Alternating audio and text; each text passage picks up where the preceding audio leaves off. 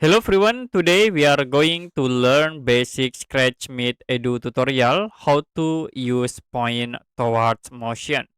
So if you want to use the point towards, you can go to motion and click point towards. Now you can double click, it will be automatically towards the mouse pointer. So as examples, you can go to when flag click, and I will use forever for the control, and you can move the point towards. So every time you play and then you moving the mouse pointer, the sprite will be moving the mouse pointer. So you can play, it will be point toward the mouse.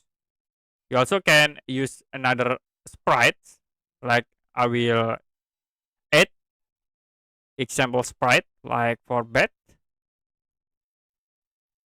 in here, and I will set the size into 20. Now you can change the point toward here to bed. So every time the play, the sprite will be point to this bed sprite. Okay, I will move again, and move to the top here. So that's it for basic Scratch Meet Edu tutorial, how to use point toward